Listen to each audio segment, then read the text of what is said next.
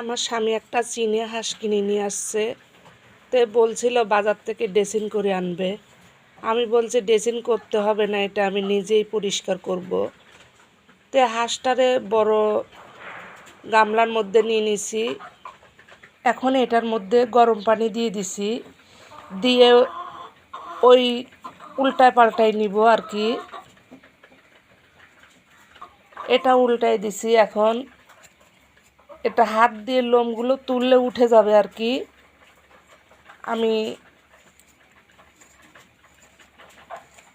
দেখুন এটা চামচ দিয়ে উঠে যাচ্ছে, কারণ এটা হাত লাগাইলে আরও ভালোভাবে উঠবে। তা আমি হাত দিয়েই পরিষ্কার করব, আপনাদেরকে দেখাচ্ছি। তাই দেখুন হাত দিয়ে কতখানি পরিষ্কার হয়ে গেল চামচ দিয়ে। কারণ ভালোভাবে গরম পানিতে ভিজিয়ে নিলে চামচ দিয়ে পরিষ্কার করা যাবে।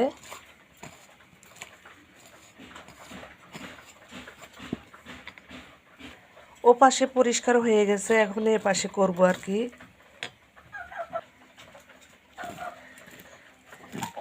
গরম পানিতে ভালোভাবে ভিজিয়ে নিলে চামচ দিয়ে পরিষ্কার করলেই হয়ে যায়।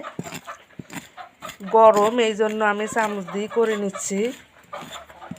বাকিটা না হলে ওটু হাত দিয়ে করব।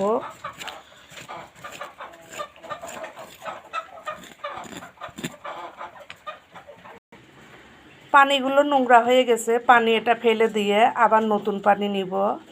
পরিষ্কার পানি নিয়েছি, ভালো করে পরিষ্কার করে নিব ছোট ছোট লোম যেগুলো আছে। এই ছোট্ট ছোট্ট কালো লোমগুলো যাচ্ছে না, তো এটা আমি এখন এই থাল মাজা নেট দিয়ে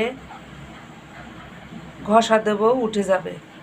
পরিষ্কার করা হয়ে গেছে, দেখেন থাল মাজা নেট দিয়ে ঘষা দিছে, একদম চকচকা হয়ে গেছে। এখন আমি এটা আগুনে পুড়াই নেব, কারণ কিছু একদম পাতলা পশম থাকে, ওই লোমগুলো পুড়াই নেব।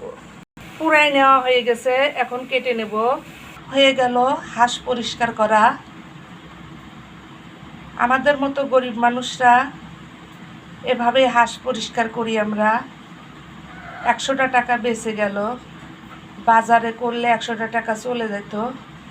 তো নিজে কষ্ট করে পরিষ্কার করলাম, 100 টাকা ঘরের টাকা ঘরে থেকে গেল। আজকে এখানে শেষ করলাম। আল্লাহ হাফেজ।